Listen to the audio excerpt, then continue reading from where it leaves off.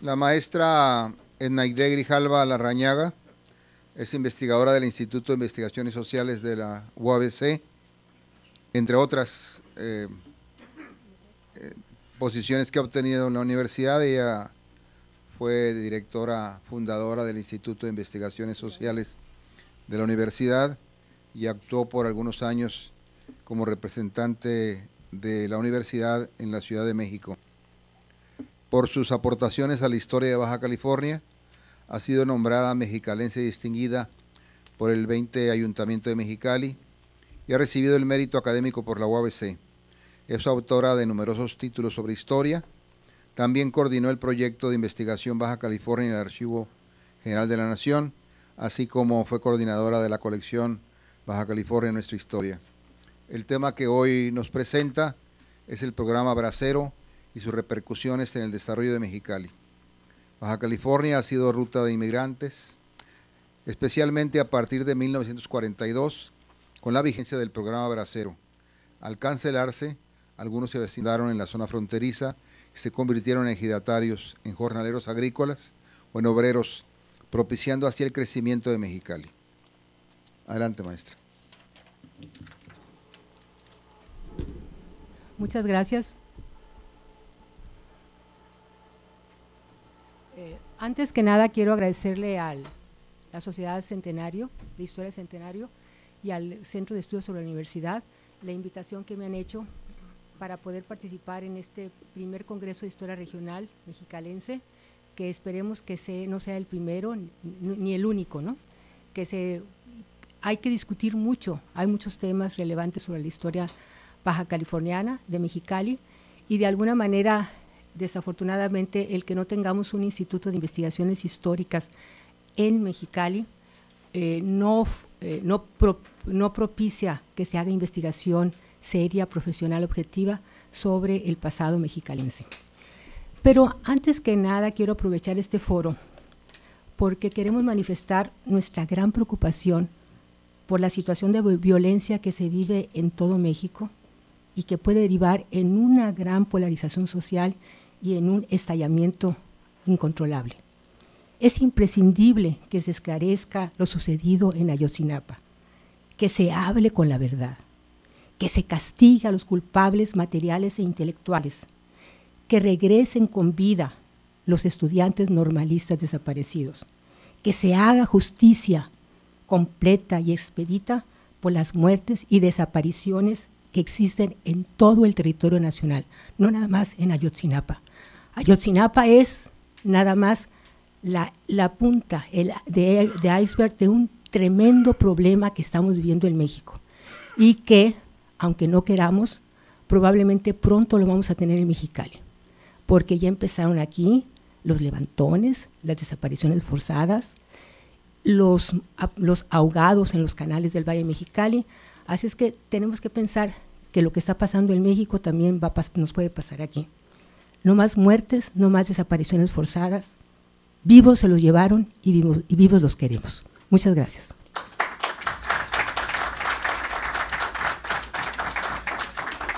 A ver si sé cómo funciona esto.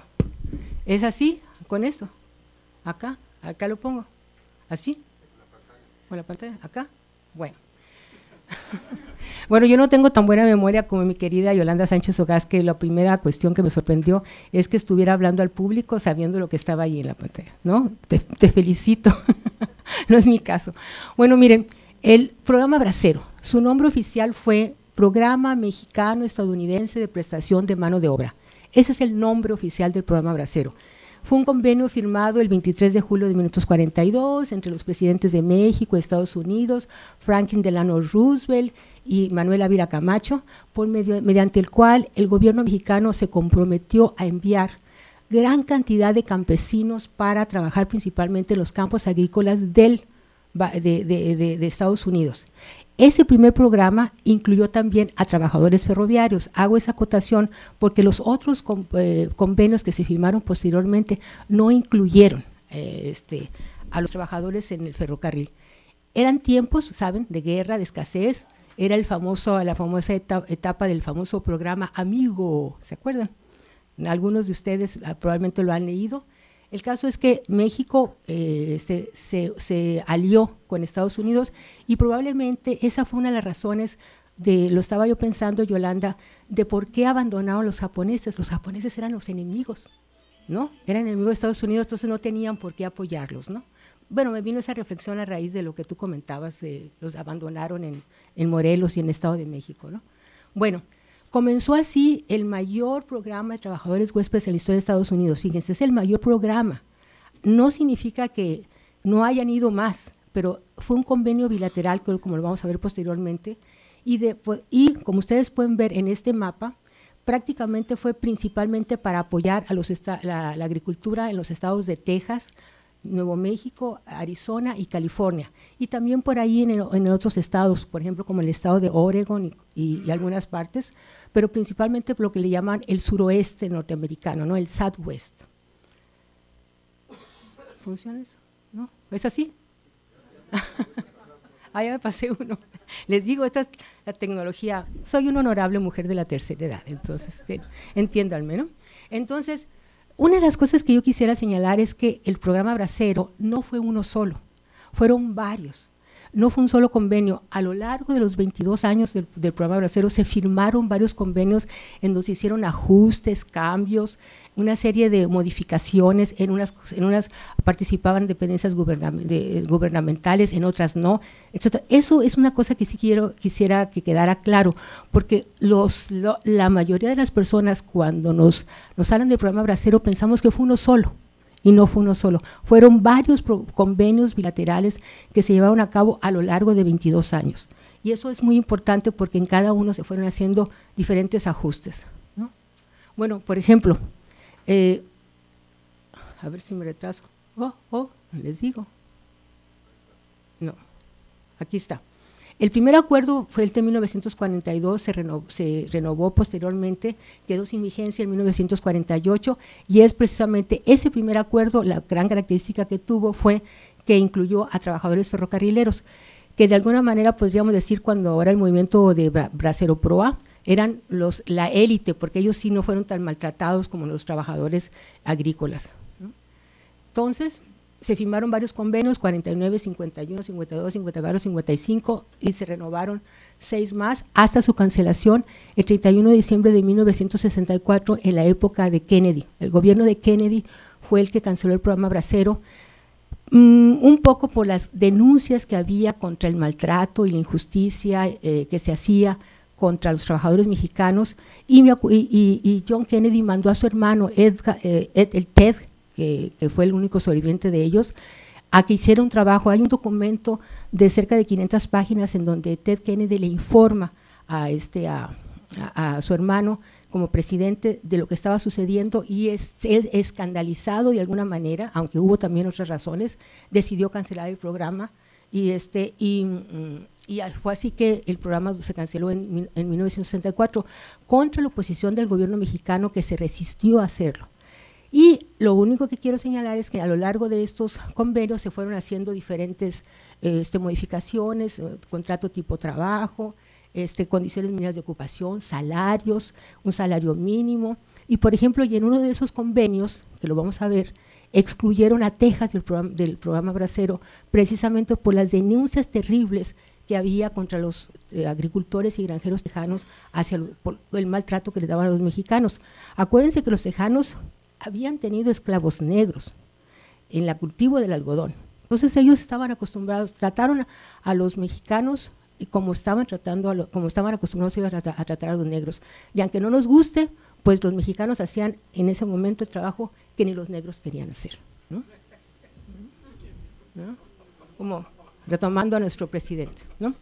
Entonces, entre los estudiosos del programa Bracero, hay algunos que señalan que bueno, que el programa Bracero es que no podemos hablar de un solo programa Bracero, que el 42-46 se caracteriza, el de la época de la guerra, porque fue el único momento en el que el gobierno mexicano tuvo el sartén por el mango. Le decía a los oficiales norteamericanos, quiero esto, quiero aquello. Sí, lo que quieran.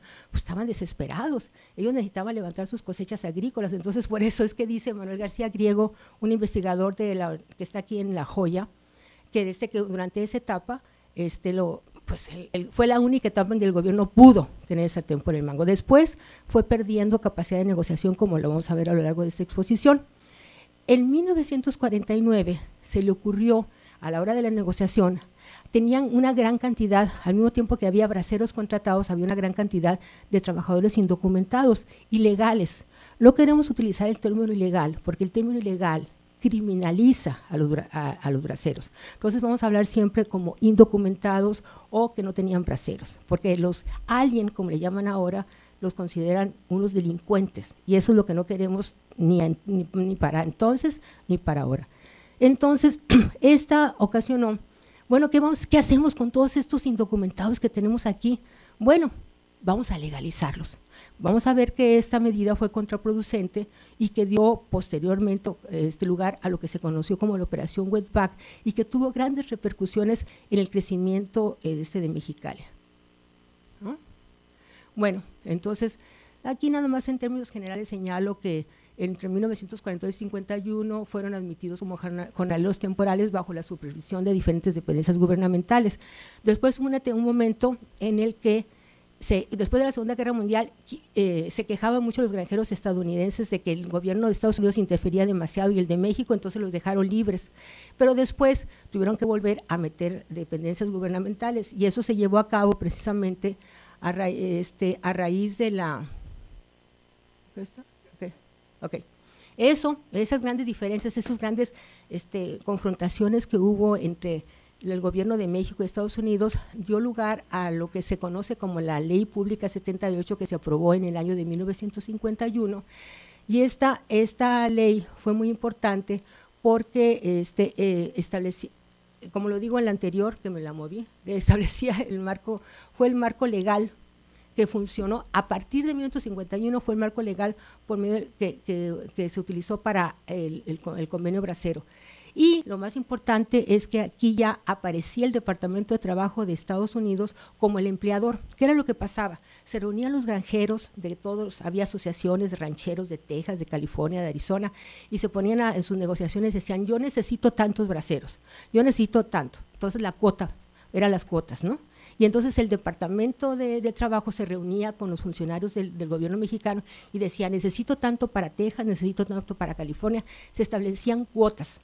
Y eso fue a partir de 1951, pero eso no significa que las cosas hayan sido muy fáciles. Cuando uno lee los documentos oficiales, que ustedes saben que tienen siempre una forma de redacción, uno se puede dar cuenta de la tensión y el conflicto que había entre ambos gobiernos. Y lo más importante es que ya el gobierno mexicano ya no tuvo esa gran capacidad de negociación, sino que fue cediendo, como lo vamos a ver más adelante, ¿no? Entonces, esa ley pública ya es muy importante porque estableció lo que ya existía de alguna manera, pero aquí ya se oficializó, los famosos centros de contratación para braceros y por otra parte los centros de recepción para braceros, centros de contratación para braceros en el lado mexicano y los centros de contratación de recepción de braceros por el sur de Estados Unidos. Y por otra parte se establecía que había que transportar, dar asistencia, atención médica a los braceros y definir las actividades agrícolas que llevaban a cabo, porque muchas veces los contrataban como braceros y los hacían hacer otro tipo de tareas, ¿no? Y aquí lo más importante es que se fue por primera vez lo que ahorita está vigente, que es la famosa visa H2, que hay la H2A o H2B, que tiene diferentes categorías, y que es el del no migrante, y que dio la famosa categoría del commuter, mejor conocido como el green card, que son los que dieron origen a estas colonias que nosotros tenemos en Mexicali, de gente que vive en Mexicali, que todas las mañanas se va a las madrugadas a trabajar a Estados Unidos y regresa todos los días, ¿no? O sea que es una cosa muy importante, por eso lo quise señalar, rescatar. Bueno, el programa bracero. ¿Por qué es importante el programa bracero? ¿Por qué? ¿No? Yo les voy a hacer una confesión. La razón por la cual yo empecé a estudiar el programa bracero fue a raíz del trabajo que hicimos para el libro de la jabonera, en donde cuando platicaba con algunas de las personas que eran obreros de la jabonera, nos decían que cuando empezó a bajar la cosecha del algodón y que ya no tenían trabajo, entonces resultó que se iban de braceros. Entonces, ¿cómo? ¿De braceros? Y de repente se me prendieron los focos, pues, porque como que, no sé si a ustedes les pasa, pero como que todo el mundo da por sabido que todos fueron que los braceros y que sabemos que los braceros existían, pero no conocemos así los detalles, ¿no? Eso es lo importante. Bueno, ¿por qué es importante? Los estudios, hay bracerólogos, ustedes no saben, ¿eh? Bracerólogos expertos. Hay un señor, Durant, ¿no? Jorge Durant. Él creo que ha escrito todo lo que usted quiera saber sobre el programa bracero y siempre tuvo miedo a preguntar, hay que consultarlo a Jorge Durant. Bueno, él tiene entre sus trabajos esta síntesis que dice que es importante porque la hizo legal. O sea, mexicanos trabajando en Estados Unidos siempre ha habido, desde el siglo XIX, desde el Tratado de Guadalupe Hidalgo. Siempre ha habido esa migración de mexicanos. Segundo, masculina, eso es muy importante, de origen rural y orientada hacia el trabajo agrícola, y lo más importante, que es el atributo principal del programa bracero, que fue un convenio bilateral de país a país. Todavía en el gobierno de George W. Bush se llegó a manejar la posibilidad de volver a implementar un programa bracero, que significaría que fuera un convenio de país a país, o sea, que México le entregara a los braceros a jornaleros a Estados Unidos para que ellos fueran a trabajar. Ahora Estados Unidos tendría que hacer un convenio con Honduras, con Guatemala, con Ecuador, con toda la gente que de todos los países de América Latina que están yéndose para allá. Bueno, ¿quiénes eran los braceros? Cuando uno platica con los braceros, los hijos de los braceros o los exbraceros, todos los que se venían al norte a trabajar, independientemente de que si tuvieran papeles o no. Entonces, ¿quiénes eran? Eran hombres de campo. Desafortunadamente, estos braceros vieron en la posibilidad de contratarse como jornaleros agrícolas en Estados Unidos la posibilidad de salir de situaciones difíciles que tenían el campo, por no decir de miseria. Es de alguna manera nuestro retrato, nuestro espejo del fracaso de nuestra reforma agraria. Uno de los famosos pivotes del nacionalismo revolucionario que el programa bracero pues de alguna manera cuestiona. Todos eran hombres de campo. Aquí hice una selección de fotografías para que más o menos tuvieran idea, ¿no? Y luego, bueno, el programa bracero, cuando uno le estudia el programa bracero es básicamente una historia de hombres, mano de obra barata, hombres jóvenes. Incluso en uno de nuestros trabajos que tenemos para publicar, hablamos del trabajo infantil durante el programa bracero, porque ahí eran chamacos de 12, de 13, de 14 años, 15 años, que se venían, como se están viniendo ahorita de Centroamérica, a trabajar a Estados Unidos. Era trabajo infantil, de alguna manera, porque ahora son niños las personas que tienen hasta 18 años. Se supone que de acuerdo al programa bracero deberían ser gente mayor de 18 años, que no fueran ejidatarios. Eso es muy importante, porque tenían que conseguir la famosa carta de su presidente municipal para que les dieran el permiso. Muchas veces no era el presidente municipal, era de la CTM, era del PRI, etcétera, pero tenían que ser jornaleros, hombres campesinos, no ejidatarios, porque una de las quejas principales que se tenía era que los ejidatarios abandonaban las cosechas para irse de braceros, ¿no? Entonces, para evitar ese problema entonces, es una historia de hombres, eran hombres solos, sin sus familias, que hacían contratos de 45 a 90 días. Una vez que se cumplían esos contratos, estos eran regresados, pero resulta que muchos de esos que eran regresados eran los que después se pasaban como indocumentados. Y en muchas ocasiones, cuando hemos hablado con alguno de los exbraceros, nos cuentan que muchas veces lograban que el patrón les renovara su contrato. A veces no nada más eran 90 días, sino hasta un año. Y también hay una figura que juega un papel muy importante, que aquí no la puse, que es la del capataz. Capataces que eran mexicanos, que formaban cuadrillas de trabajadores, y con esos trabajadores iban en los diferentes campos, subiendo por todo el estado de California para la pizca, ¿no? Bueno, eran hombres sin mujeres, sin familia, se iban solos. ¿Qué significaba eso, que se iban sin familias? Que vivían en galerones, aislados, sin integrarse a la sociedad estadounidense. Muchos de ellos te dicen, ni siquiera aprendí a hablar inglés. O sea, así lo más elemental, got a job, pedí lo elemental para comer, ¿no? Ham and eggs y todo eso, ¿no? Pero no, aislados, totalmente sin vincularse, sin integrarse a la sociedad, a la sociedad estadounidense en los campos, ¿no? Incluso pues había galerones. Nosotros no metimos aquí fotos, pero hay fotos así de las galerones donde ellos vivían, y los baños que tenían, los baños colectivos, etcétera, ¿no? Bueno, sigue. Bueno, ¿cuántos fueron los braceros? Ay, ahí sí no hay manera de ponerse de acuerdo. Según algunas, fueron alrededor de 4.6 millones de contratos, pero el 4.6 millones que dicen que eran 4.5 millones de braceros, no necesariamente tienen que ser braceros, sino que muchas veces los contratos se renovaban varias veces. Los últimos estudios, por ejemplo, el caso de Jorge Bustamante, que fue un pionero en los estudios de la cuestión bracera, él habló de esa cantidad y durante mucho tiempo se dijo que habían sido 4.5 millones.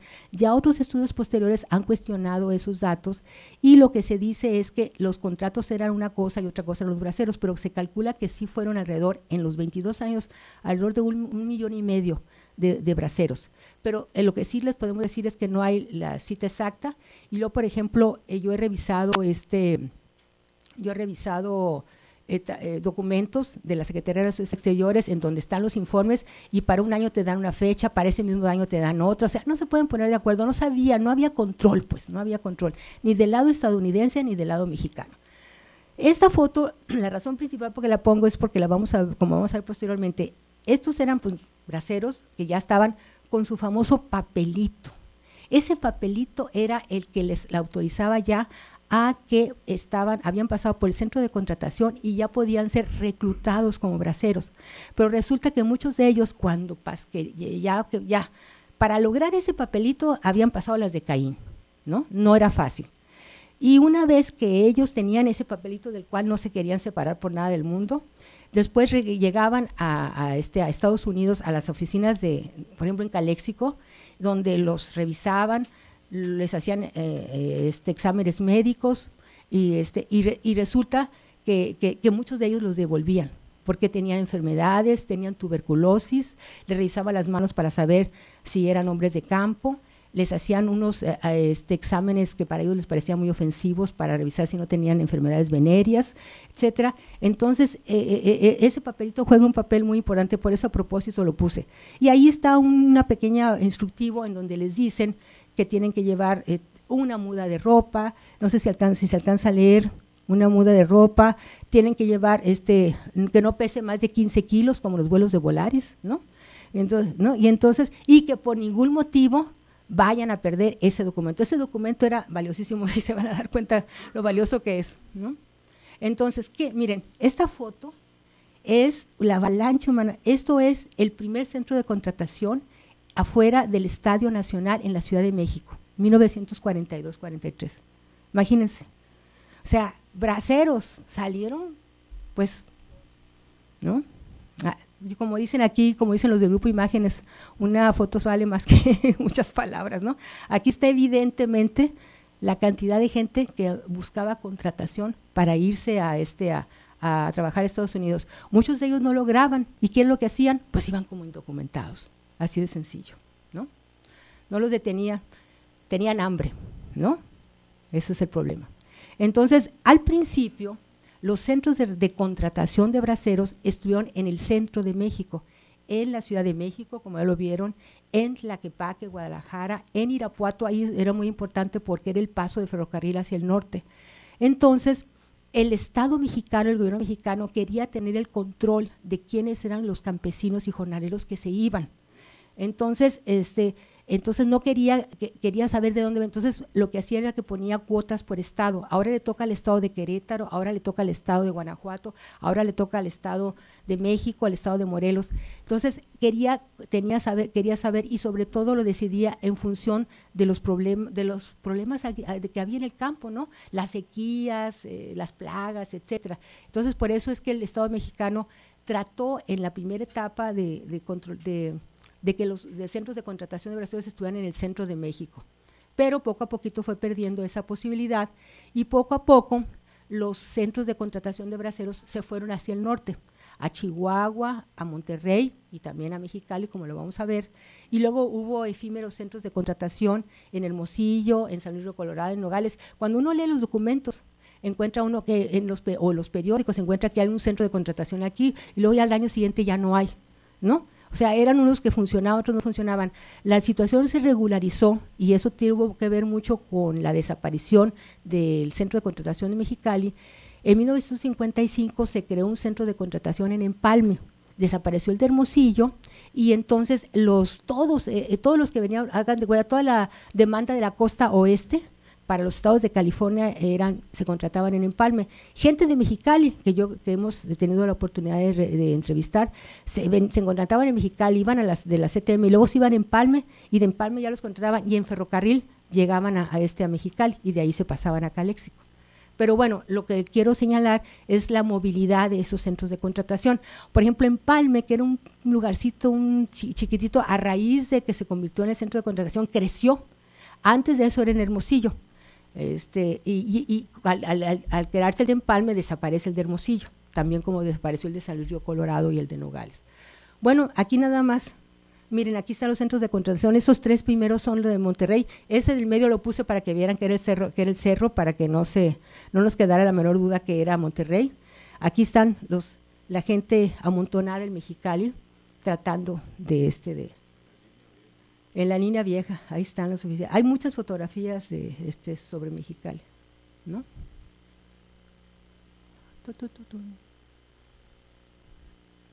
Bueno, entonces, ¿qué es lo que pasa? Que los centros de contratación de braceros fueron poco a poco yéndose hacia la frontera, y entonces, porque los rancheros estadounidenses y granjeros, pues querían ahorrarse el pago del transporte, ¿no? Entonces, póngamelos aquí, ¿no? Cerquitita. Y entonces, a lo que me refiero es que el gobierno mexicano, ese control, ese sartén por el mango que tenía durante la Segunda Guerra Mundial, poco a poco lo fue perdiendo, y entonces cedió ante la presión estadounidense, pues lo cual no es ninguna novedad, ¿no? Porque sabemos que lo sigue haciendo. Y entonces se crearon los centros de recepción.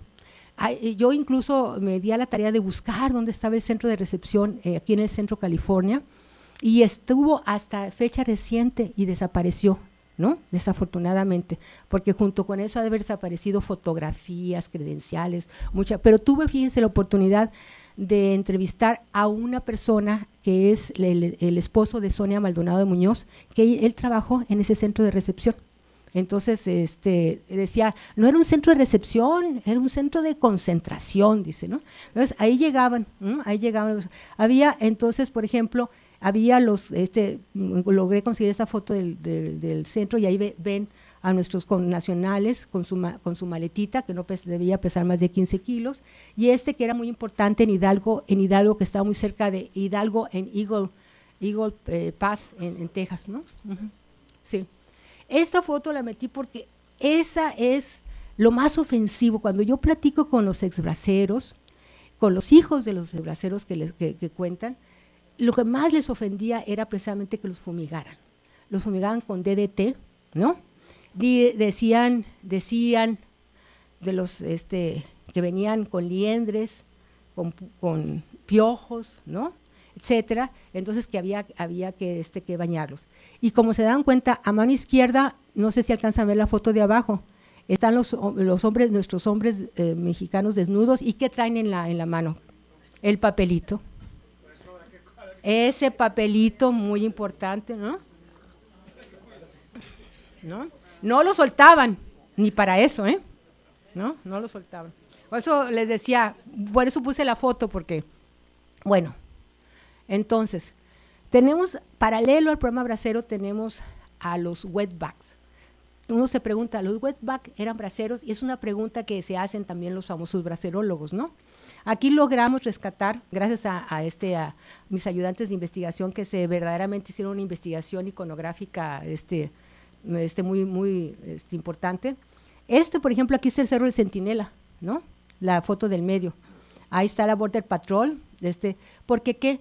Muchos de los paralelo al programa bracero, pues una fuerte inmigración de trabajadores indocumentados, conocidos popularmente como wetback.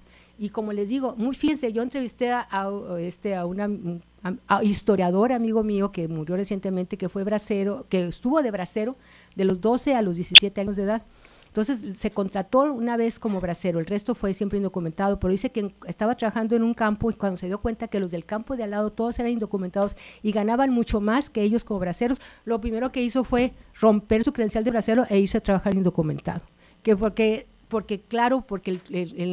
cuando era la cuestión de los braceros, como era un convenio, había que pagarles un sueldo, $1 por lo general, ¿no? Y de la otra manera ganaban mucho más. Dices, no, hice con lo que ganaba en una semana, me compré un carro. Imagínense nada más, ¿no? Entonces, ¿qué pasa? ¿No?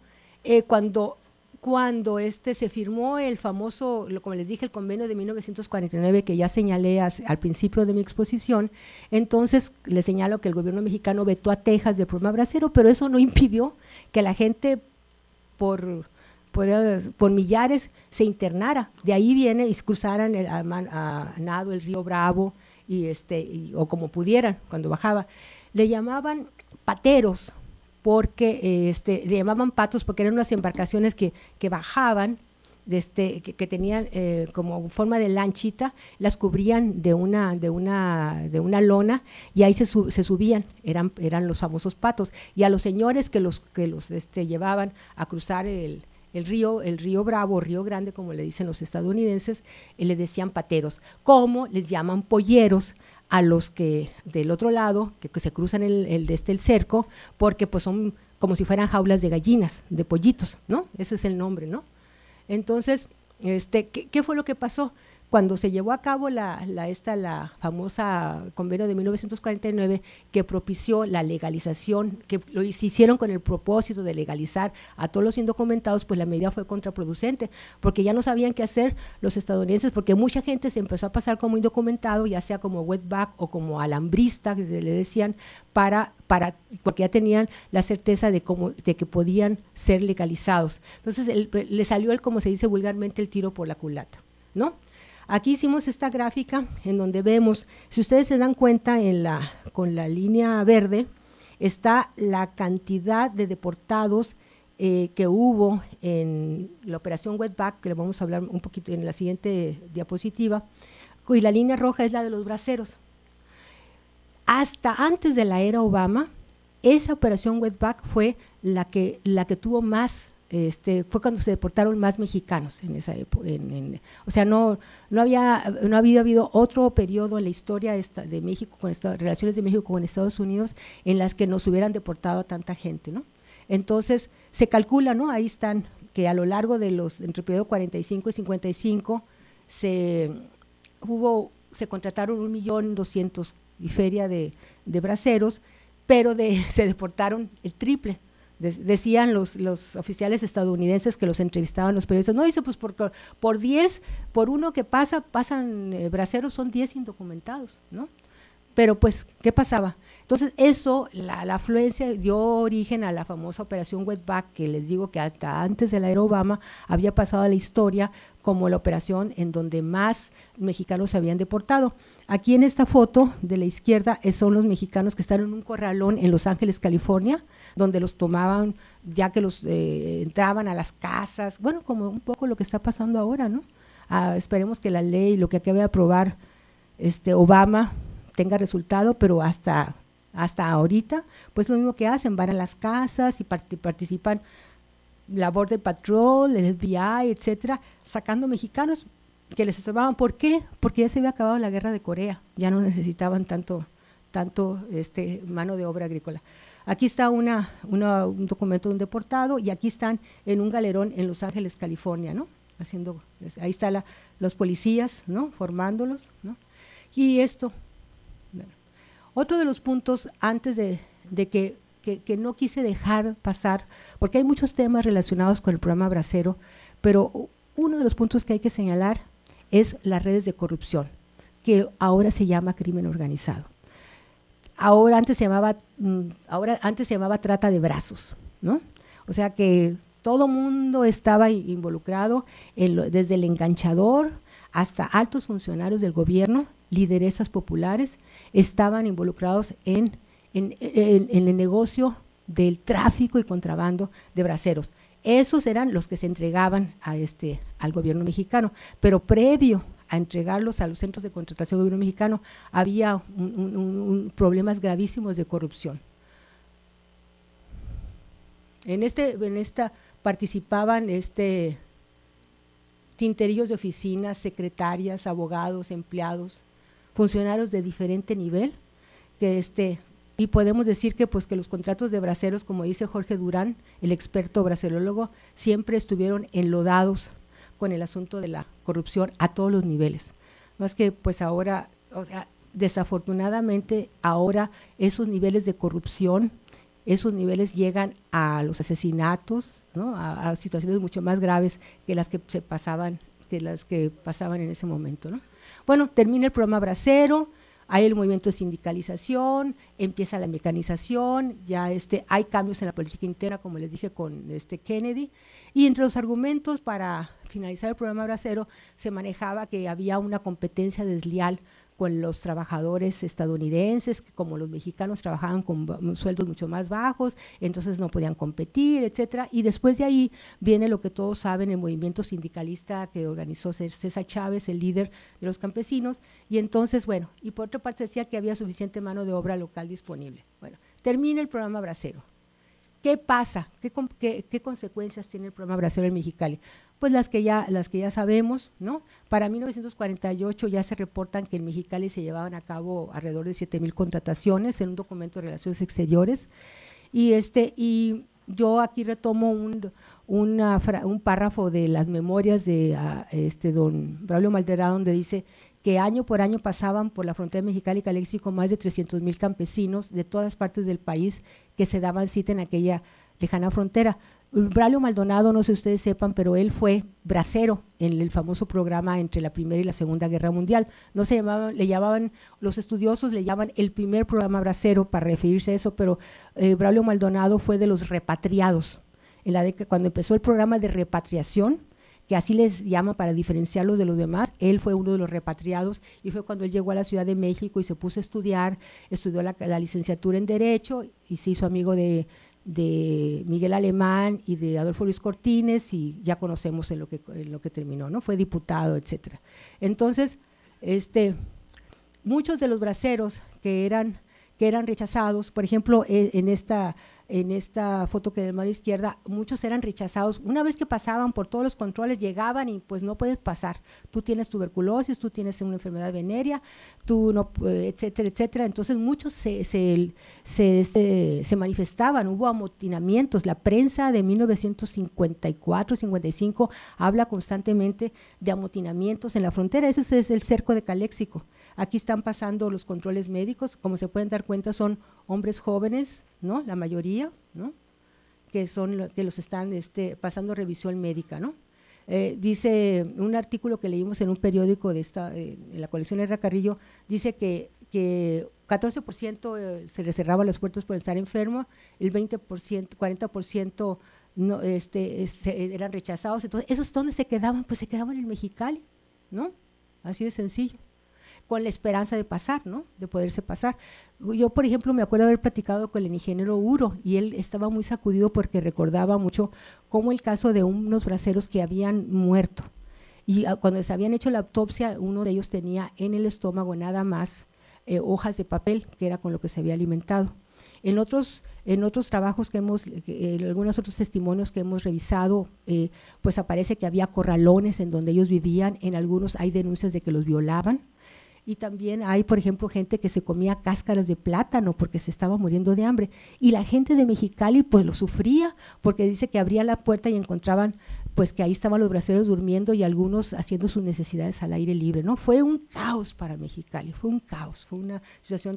Entonces, a raíz de eso, Braulio Maldonado, al que sabemos que no está muy bien parado en la historia, sin embargo, él fue muy sensible al problema de los braceros, y él fue el que organizó las famosas invasiones de tierra de paracaidismo, para propiciar que muchos de estos braceros tuvieran lotes de tierra, ¿no? Ustedes saben que eso le ganó la enemistad de muchísimos colonos, pequeños propietarios ejidatarios, que lo vieron como un enemigo de ellos, pero él, como decía siempre en sus memorias, siempre estuvo del lado de las clases humildes. Entonces, él fue un promotor de las invasiones ejidales, ¿no? Aquí está, por ejemplo, el caso del Río Nuevo. Alrededor del Río Nuevo, en la década de los años 50, se calcula que vivían alrededor de 12,000 familias, todos ellos de familias de braceros, porque el bracero mandaba a traer a la esposa, a los hijos, o se venía el amigo, etcétera, y se ponían a vivir en esos asentamientos. Yo recuerdo cuando entrevisté al doctor Santos Silva, como él contó que en 1955 había habido unas lluvias torrenciales como muy pocas en Mexicali, y que eso ocasionó el desbordamiento del Río Nuevo. A raíz de eso, Rodolfo Escamilla, el primer presidente municipal de Mexicali, los agarró y los sacó de ahí y los puso a vivir en unos terrenos en la colonia, en lo que era el ejido Orizaba, la parte oeste, ¿no? Cerca, los alrededores de Pueblo Nuevo. Fue así como surgieron la colonia Pueblo Nuevo, la colonia Revolución, y precisamente con las familias que habitaban los bajos del Río Nuevo, ¿no? Es la época todos los que tenemos un poquito de años sabemos que la época en que brotaban como hongos colonias populares aquí y allá, ¿no? Y fue precisamente pues con toda esta gente que vino, ¿no? A raíz del programa Bracero.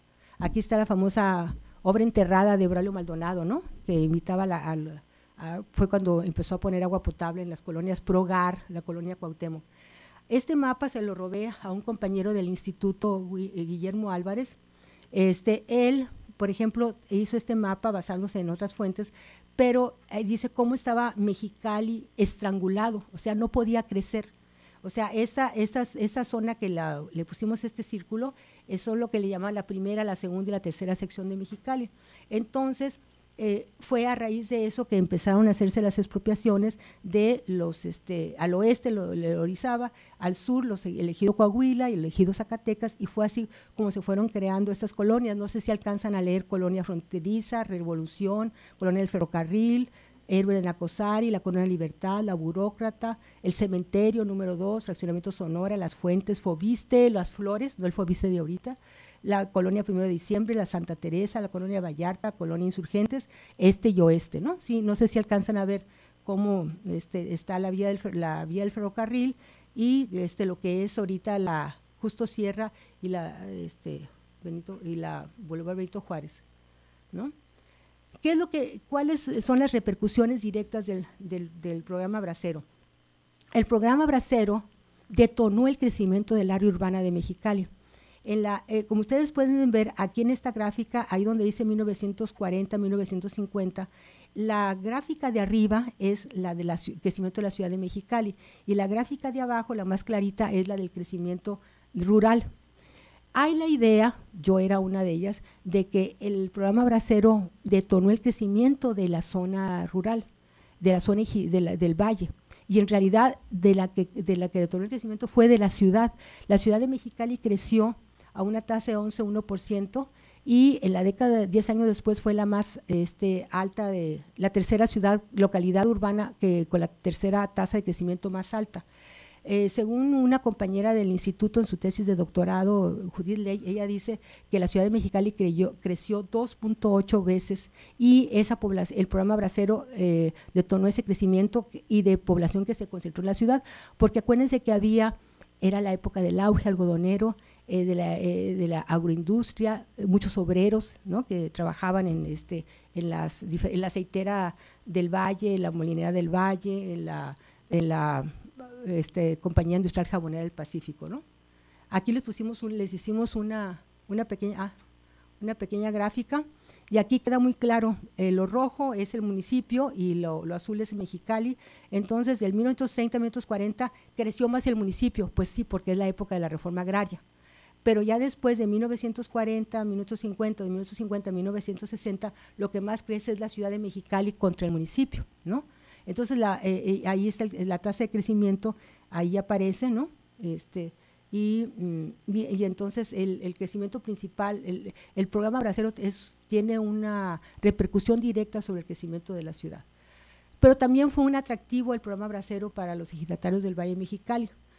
Muchos de ellos decepcionados por el reparto agrario. Platicando con don Alfredo Díaz Varela, él decía, muchos de los braceros que estaban en Mexicali no sabían, no trabajaban muy bien, no tenían mucha experiencia en el cultivo del algodón. Entonces, a la primera oportunidad que pudieron, se fueron, abandonaron las tierras, pero esas luego fueron ocupados por los otros del programa Bracero. Entonces, fue una especie de… Yo me imagino que aquí ha de haber muchas historias de gente de cuyos padres vivieron esa situación. Don Pablo L. Martínez, en su libro de Historia de Baja California, señala que se perdieron mucho dinero precisamente por la falta de capacitación que tenían muchos de esos campesinos que trajo Lázaro Cárdenas y que convirtió en ejidatarios, pero que no tenían la capacitación para trabajar el algodón. Entonces ellos vieron en el programa Bracero una forma de salir del valle. Entonces, aquí, por ejemplo, señalo, ¿no?, una parte de una carta que le escribió a Braulio Maldonado, un bracero, donde le está pidiendo tierras para quedarse en el Valle de Mexicali. Y aquí pusimos una mica de un bracero donde él pone como lugar de residencia el ejido Guerrero, ¿no? O sea, se quedaban aquí, se quedaban en el valle y se iban a trabajar de braceros. Bueno, para no cansar, no sé si ustedes estén enterados, los estudiosos de la cuestión agraria, que en 1948 hubo un decreto en la época de Miguel Alemán Valdés en donde él dijo que ya estaban satisfechas las necesidades agrarias en el Valle en Mexicali, en Baja California, ni siquiera en el Valle de Mexicali. Entonces, porque ellos no querían, ya no querían más ejidos, ellos lo que querían eran las colonias, la pequeña propiedad, ¿no? Entonces estaban contra el ejido, entonces dijeron no se reparten tierras, ya no más ejidos. Entonces ya se pusieron obstáculos. Entonces el Braulio Maldonado no podía repartir tierras, entonces lo que él hizo, optó por aplicar la ley de tierras ociosas y logró llevar al campo a gente que estaba sin tierras, aunque Braulio Maldonado reconoce que los llevó a páramos, a tierras que no tenían agua, etcétera, pero que de alguna manera sentía que de alguna manera les estaba haciendo algo de justicia, ¿no? Entonces, a manera de conclusión, yo lo único que quiero señalar es que a mí me parece, todavía yo no tengo muchas, puedo concluirlo contundentemente, pero me llama la atención que el auge algodonero del Valle de Mexicali y de su ciudad, de la ciudad y del Valle de Mexicali, coincida con el programa Bracero. ¿Qué es lo que pasa? Se mexicanizó la tierra, se firmó el Tratado de Aguas, se construyó la presa Morelos, teníamos tierra, teníamos agua, estaban las compañías refaccionadoras del algodón. ¿Y qué fue lo que brindaron los braceros? La mano de obra. Entonces, el auge fue fácil. Lo que quiero en un futuro, si es posible, es articular esos 4 ejes y espero poderlo hacerlo. Muchas gracias.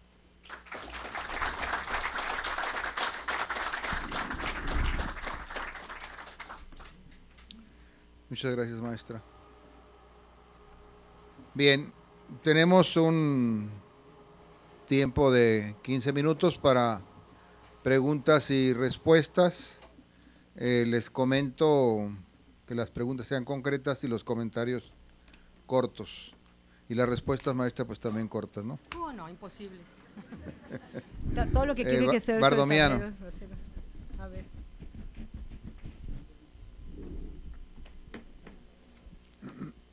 Bueno. Mira, mi papá fue bracero. Nos trajo a todos de Guanajuato. Cuando él se contrató en Empalme, se vino a Mexicali. Cuando ya todo se contrató, entonces nos mandó traer a todos y nos vinimos como que para tener cerca a la familia, porque lo contrataron en Coachella. En unas vacaciones, cuando yo tenía 9, 10 años, me llevó con él de vacaciones allá donde trabajaba, ¿no? Allá en la Toronja, en los cítricos, ahí trabajaba. Pues yo dije, uy, de vacaciones, no me voy a ir con mi papá. Hombre, me puso a trabajar. Sí, me puso a trabajar, o sea, me cargó con el costalito ese que tienen, con los aritos para medir las naranjas.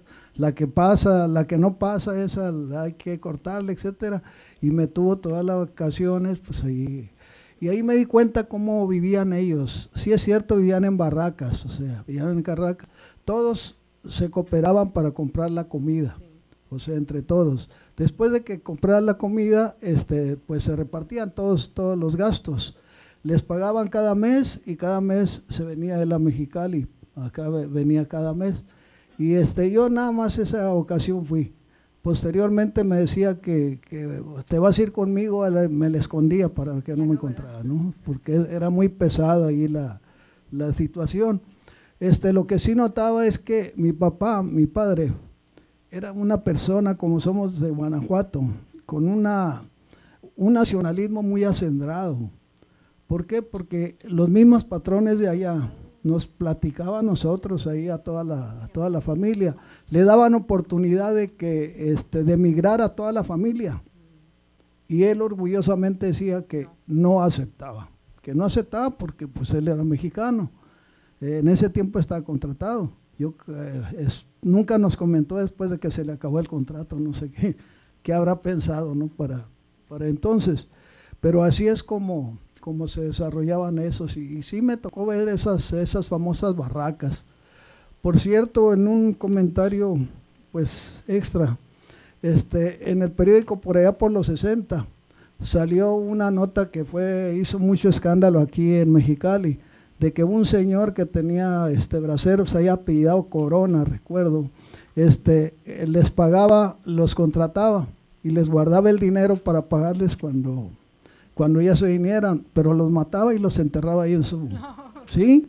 O sea que no cambió Corona, sí, se apellidaba Corona, y más de 30 cadáveres se encontraron en su terreno, y hizo mucho ruido esa noticia.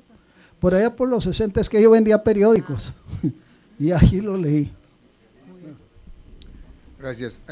Les recuerdo que las preguntas sean concretas y los comentarios cortos. Sí. Contador Víctor Beltrán, maestro. Muchas felicidades, Aide, porque es un tema muy bonito, y yo creo que tuvo mucho impacto. Y nomás yo quiero hacer un comentario, no por lo de Corona, pero sí que familia Corona. También para muchos fue una oportunidad para tener algunos ingresos extras. Yo recuerdo mi padre que era maestro rural aquí, en 1942 a 1945, en los veranos iban a trabajar, ya eran maestros, junto con el papá de Pancho Gutiérrez también, el profesor Julio Félix Serna, hermano del que fue gobernador, el profesor Julio Cardoso. Me acuerdo porque eran memorias que mi papá comentaba, y me acuerdo que tenía recuerdos agradables y también difíciles. Me acuerdo que mi mamá después nos quería, a veces el sábado o el domingo nos hacía sándwich, y dice, acuérdate que yo no como sándwich. Yo creo que yo quedé harto, y eso me quedó de mi época más difícil, me decía. Pero para muchos maestros, creo, o habitantes de la frontera, creo que fue una época de oportunidad para ir a trabajar 2-3 meses y traer recursos. Y una anécdota nomás para concluir, me acuerdo que en 1948 me dijo que ya se sabía que se iba a devaluar, porque antes se hablaba 2-3 días antes, sabía que una devaluación. Entonces él se fue a la línea, porque iban a llegar unos compañeros de trabajo y le decían, no cambien sus dólares. ¿Por qué? Porque se va a devaluar entre 2 o 3 días, me acuerdo. Eso era lo que yo quería comentar, pero había una muy buena comunicación, y pues era un gran esfuerzo que hacía mucha gente por este valle, y que no se quisieron quedar de aquel lado, regresaron a trabajar acá. Gracias. Gracias, Víctor. ¿Puedo comentar algo antes? Sí, cómo no, adelante. Ahora, por ejemplo, yo quiero hacer un trabajo precisamente sobre esos hijos de los braceros. Tenemos un hijo de bracero que es ahorita vicerrector de la universidad. Nuestra directora es una hija de bracero. Uno de nuestros principales investigadores, Moreno Mena, es hijo de bracero. De alguna manera coincido contigo, ser bracero fue también una oportunidad. Los estudiosos del programa Bracero estamos tratando de combatir esa idea de la victimización del bracero. O sea, sí eran explotados, sí, no lo podemos negar, terriblemente, pero igualmente trabajaban duro aquí en la parte en México, y no ganaban lo que ganaban allá. Entonces, para mucha gente, ser bracero se convirtió en una gran oportunidad de mejoramiento, y de mejorar no nada más ellos, sino su familia. Entonces, sí tenemos una red de bracerólogos donde precisamente tratamos de combatir esa idea, pero no negando que sí eran explotados y superexplotados. Y sobre todo para la frontera norte, que era un terreno deshabitado, eran tierras, era totalmente despoblado, fue el boom, fue el grandísimo crecimiento de Tijuana, Mexicali, Ciudad Juárez, o sea, toda una serie de ciudades fronterizas, sí, fue un detonante. Gracias. ¿Alguien más? Sí, Buruel. Sí, maestro. Buruel. Sí. Me ganó Víctor, ¿verdad? De los maestros. Quería comentar eso, que también los maestros, pero no únicamente a los hombres, también las maestras que participaron algunos años en el programa Bracerirse. Pero como braceras no sé si, ya no lo dije, pero lo escribí, como wetbacksy, como espaldas mojadas, o sea, como indocumentadas, para no decir legales, sí llegaban a pasar, pero no bajo el contrato bracero. Incluso había cocineras, empleadas domésticas que trabajaban como en las casas, muchas, incluso en bares. Ellas, por ejemplo, trabajaban, pero no como braceras, ¿no? Eso sí es importante. Bueno, probablemente por el término, pero sí tenían permiso, pues, para pasar, sacaban permiso. Pero después con la Simpson Rodino, la Simpson Mazzoli. No, mucho antes, estoy hablando de las fechas de que dice Víctor. 42-64. Aide, ¿por qué no lo dejamos que termine? Okay. Adelante, Buruel. Sí, que no más eran hombres, pues, y no nomás maestros. Yo provengo de familia de maestros, ¿verdad? Mi madre le tocó eso, pero sé y recuerdo que iba un grupo de maestras juntos, ¿verdad? Por 2-3 años seguidos, iban a Gemet, a la fruta, ¿verdad? No tanto en la pizca ni de eso, sino en no tanto en la recolección, pues era no tan pesada el trabajo que les daban, pero era precisamente para eso, eran las vacaciones, 1 o 2 meses se iban y ganaban buen dinero, ¿verdad? Bueno, pues es interesante saber. Sí, gracias. Maestra Yolanda.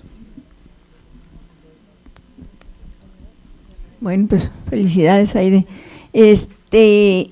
Sería importante también ver cuántos braceros o trabajadores del campo de Estados Unidos fueron los que adquirieron los terrenos en las colonias. Eso también es importante porque ayudó a eso. Por ejemplo, la foto que pusiste ahí de la familia Chávez Zavala, el papá trabajó en el programa bracero y juntó dinero y vino y compró el terreno en la colonia Leona Vicario. Sí, entonces es importante también investigar eso, ¿no? ¿Cuántos braceros compraron tierras acá? Sí, en las colonias, sí. En las colonias. Eso es muy importante. No, en el libro de Lupita Sánchez, sobre la biografía de Lupita Sánchez, ella cuenta cómo su papá fue capataz en Broley y junto con el hermano juntaron dinero y compraron tierras en la colonia Madero. Era muy común eso, juntaban dinero y podían, pero ya no como ejidatarios, sino como colonos. Sí. Muy bien. Gracias. Químico Ante. Nomás comentar lo que comentó Víctor y Marcos. A mí me tocó ir con los maestros a trabajar a Estados Unidos. El tratamiento que nos daban era bastante bueno, nos daban unos un campamento, y nos contrataban comida, ¿no? O sea, del mismo que ganábamos nos pagamos la comida y esas cosas, pero sí había un poco de tratamiento distinto con los que eran braceros. También comentar con lo que platicaba sobre Texas. Cuando yo estudiaba, que venía de México, una vez me tocó venir por el estado de Texas para venir para Mexicali, y había letreros en los restaurantes donde no se permitía mexicano. No mexicano. Feo, cónsul. Eso sí me tocó verlo. Al cónsul de México en San Antonio no lo aceptaron. ¿Algún otro? Sí, adelante. Yo creo que el programa Bracero a la mayoría benefició, y el que no se quiso beneficiar no lo hizo. Mi padre y mis hermanos fueron braceros, ellos de Jalisco. Vendía mi padre, compraba un potrero, lo vendía y se volvía a ir y venía y compraba un rancho y lo vendía así. Pero muchos braceros, compañeros de él, pues desperdiciaron su trabajo y su dinero. Yo creo que todas las personas entendemos eso. Muy bien, ¿alguna otra pregunta, comentario? ¿Algún comentario final, Aide? Bueno, yo nada más quiero darle las gracias por sus observaciones. Me llama mucho la atención lo que dice Víctor y Marco, Probablemente, no sé si eran commuters, o sea, tenían el permiso ese, la famosa visa H2, pero pues hay que investigar porque hay muchísimas cosas del programa Bracero que se desconocen. Es increíble. En Estados Unidos hay que ustedes se pueden meter, hay lo que llaman el Bracero Archive, que lo hizo la Universidad de Texas, en donde hay muchísima información, entrevistas que les han hecho a braceros. En Estados Unidos se conoce los mecanismos, cómo se llevó a cabo el programa Bracero en Estados Unidos, pero hay un gran desconocimiento de cómo pasaba en México. Entonces, nosotros nos hemos encontrado con sorpresas al hacer la investigación y derivando ciertas ideas que uno tenía sobre el programa Bracero. Entonces, es un tema que da para investigar, por ejemplo, lo que les comentaba yo del famoso trabajo infantil, que también era muy común. Incluso hemos encontrado fotos de que es evidente que eran niños de 11, 12 años y que estaban siendo ahí haciendo cola para ser contratados como braceros. Entonces, es un tema de alguna manera virgen, y yo creo que también, así como en el caso del trabajo de Yolanda, que está reivindicando el asunto de los japoneses y su papel en el desarrollo agrícola de Valle Mexicali, también el papel de los braceros, porque los braceros eran hombres que se sacrificaron muchísimo, muchísimo, trabajaron muy duro y lograron salir adelante. Entonces son estas páginas de nuestra historia que no debemos dejar olvidadas y que tenemos que rescatar para el conocimiento de las futuras generaciones. Gracias. Muchas gracias.